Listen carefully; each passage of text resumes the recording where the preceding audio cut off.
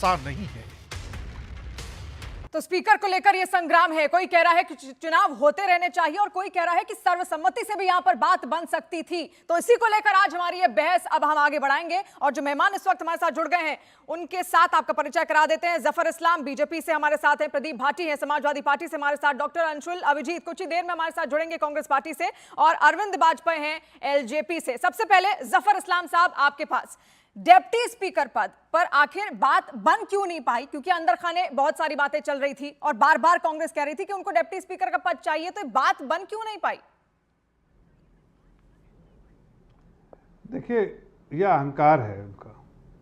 हकीकत तो है कि इस वक्त जो है स्पीकर की बात हो रही है, ऐसे कंडीशन लगाना, इससे समझ में आता है कि उनका जो मकसद है वो कहीं ना कहीं फ्रिक्शन क्रिएट करना, और ये सर्वसम्मति से जो होता है सारे लोगों के कंसेंसस से, वो जो बराबर इस स्पीकर के पोस्ट को बराबर किया गया है, इतिहास बताता है, तो उस चीज़ को नहीं चाहते हम।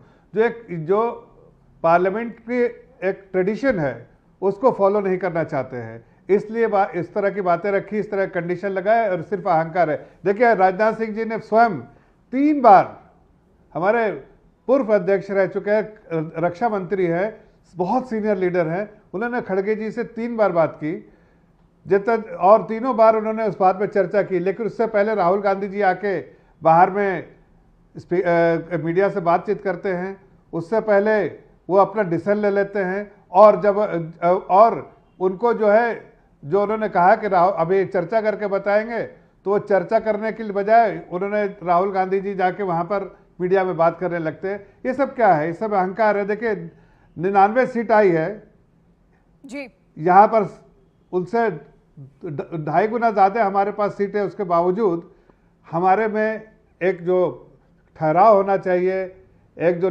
डिसिप्लिन होना चाहिए हमारे पार्टी में, वो है। इसलिए हम उनको सबको साथ लेके चलना चाहते हैं, और सर्वसम्मति से, जैसा भी आप हमारे एक एमपी साहब कह रहे थे कि हम उनके ओम बिरला जी से कोई प्रॉब्लम नहीं है, तो फिर क्या दिक्कत है भाई?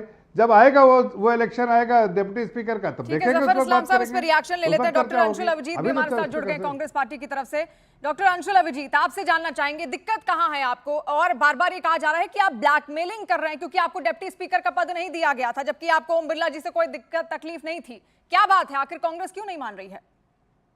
नहीं, समस्या यह है कि जो सियासी माहौल है इतना दूषित हो गया है, इसमें इतना मैला हो गया है कि यहाँ पर कोई विकल्प है ही नहीं।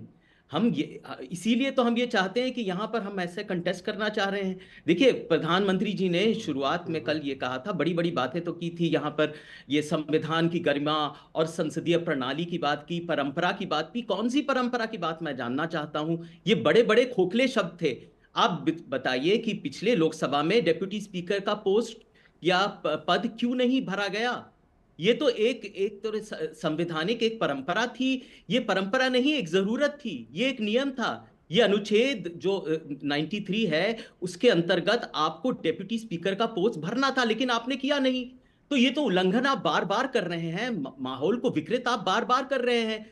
तो इस बार भी हम चाहते थे कि आम सहमति से, सर्वसहमति से बातचीत करके, गुफ्तगू करके, सलाह मशवरा करके आगे संसद सुचारू रूप से चले। ये तो सरकार का दायित्व है ना कि सुचारू रूप से इस संसद को आगे चलाए। ये तो सरकार सत्ता में, सत्ता पक्ष का ये दायित्व रहता है हमेशा कि कैसे बातचीत करें, कैसे विपक्ष को साथ लेके मिलजुल कर चलें आगे। और यहां पर आपने ऐसा माहौल बना दिया है जहां पर विवाद के सिवाय और कुछ है ही नहीं। बार बार प्रधानमंत्री शुरुआत में तो, हमेशा सत्र के शुरुआत में तो हम जानते हैं उनकी एक परंपरा रहती है, और बार बार आके के बड़े बड़े शब्द, बड़े बड़े लफ्ज कहते हैं, उसका कोई मायने नहीं रहता। कि आप कहेंगे बड़ी बड़ी गरिमा की बात करेंगे, संवैधानिक गरिमा की बात करेंगे, और बार बार उल्लंघन करेंगे, आप पद भी नहीं भर पाए। और तानाशाही और ये सब तो अलग बात है। जिस तरह से आप जबरन कानून पास कर रहे हैं बार बार, जिस तरह से विपक्ष की आवाज को दबाया जा रहा है। लेकिन समाजवादी पार्टी का रिएक्शन जानना भी बेहद जरूरी है, क्योंकि देखिए, आप ही का वो हिस्सा है, इंडिया ब्लॉक का वो अब हिस्सा है, विपक्ष का वो हिस्सा है। विपक्ष की जिम्मेदारी इस बार बढ़ गई है, तो विपक्ष की इस बढ़ी हुई जिम्मेदारी को आखिर किस तरीके से यहाँ पर निभाया जा रहा है? प्रदीप भाटी हमारे साथ है। प्रदीप भाटी, आखिर सहमति क्यों नहीं बन पाई? जो सर्वसम्मति की बात की जा रही थी, क्यों नहीं आखिर बन पाई है? नमस्कार, धन्यवाद आपका। देखिए, जब से मोदी सरकार आई है हमने ये तो जान लिया है कि कहीं पे सहमति, सहयोग, समन्वय, ये सब शब्द कहीं ना कहीं भारतीय जनता पार्टी ने निराधार कर दिए हैं। उनका कोई इन सब शब्दों से कोई वास्ता नहीं रहा है। इसी कारण है कि आपने 1967 के बाद पहली बार ऐसा देखा होगा कि विपक्ष का कोई डिप्टी स्पीकर पद नहीं मिला, और ये 2014 में भी रहा और 19 में तो मिला ही नहीं, किसी को भी नहीं मिला। आपने ये चीज़ देखी। लेकिन जो आप आपस में एक दूसरे का समन्वय बनाने की बात कर रहे हैं, वो कार्य तो सत्ता पक्ष का होता है। सत्ता पक्ष को सबको साथ लेके चलना है। विपक्ष भी राष्ट्र निर्माण में उतना ही सहभागी है और सहयोग करना चाहता है जितना सत्ता पक्ष जिस उम्मीद से ये सत्ता बना के बैठा है। अगर वो सही में ये चाहता है तो उसे विपक्ष को साथ लेना पड़ेगा और लेना चाहिए।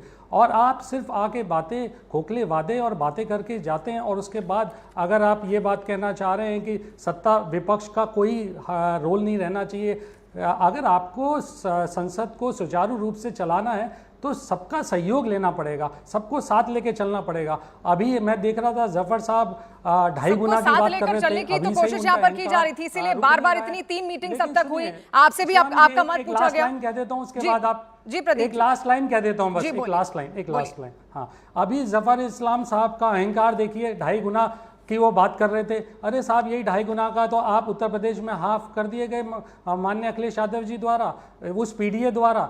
यही तो आपका अहंकार था, और यही अहंकार के साथ आप आगे सत्ता चलाना चाहते हैं तो आप निश्चित रहिए कि आने वाले समय में जनता आपको फिर वही मुंह की खानी पड़ेगी। जी जफर जी अपनी बात रखना चाह रहे हैं इस पर। जफर जी अपनी बात रखना चाह रहे हैं। जफर जी कुछ बोलना चाहेंगे इस पर? डिप्टी स्पीकर का पद क्यों खाली है? आखिर बार बार ये कहा जा रहा है 2019 में पद खाली था, क्यों? कांग्रेस ने पूछा। देखिए, पहले जो मैंने सुना, अंशुल जी को भी सुना और ये भाटी जी को भी सुना, अहंकार तो आप में है। हम तो आपसे आग्रह कर रहे हैं कि आपका प्रोडक्टिव अप्रोच चाहिए, कंस्ट्रक्टिव अप्रोच चाहिए, कंस्ट्रक्टिव पॉलिटिक्स कीजिए, डिस्ट्रक्टिव पॉलिटिक्स मत कीजिए। आपका कॉपरेशन चाहिए।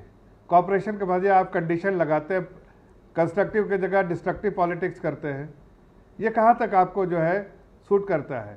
ऑपोजिशन में रहने का मतलब ये थोड़ी है कि सिर्फ डंका बजाना है ऑपोजिशन में और जाके सदन के अंदर में हंगामा करना है या हर पहलू पे जो है लड़ाई झगड़ा करना है। भाई स्पीकर वो थे, स्पीकर फिर हमारे ट्रेजरी बेंच की इतनी स्ट्रेंथ है कि आराम से वो बना देंगे। आपको तो जो जितनी सीटें आप सोच रहे, जितने पे दावा कर रहे हैं कि ऑपोजिशन में इतने वोट आएंगे, आप मेरे से सुन लीजिए, उतने भी वोट नहीं आएंगे जितने कि आप काउंट कर रहे हैं। आप आश्चर्य हो जाएंगे, इसलिए कि लोगों का सपोर्ट इस तरह के मुद्दे पे नहीं होता है।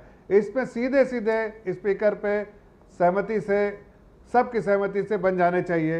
इलेक्शन की कोई जरूरत नहीं। फिर हाँ, बनने के बाद आप डिप्टी स्पीकर की बात करते हैं, नहीं बन पा रही है। देखिए आप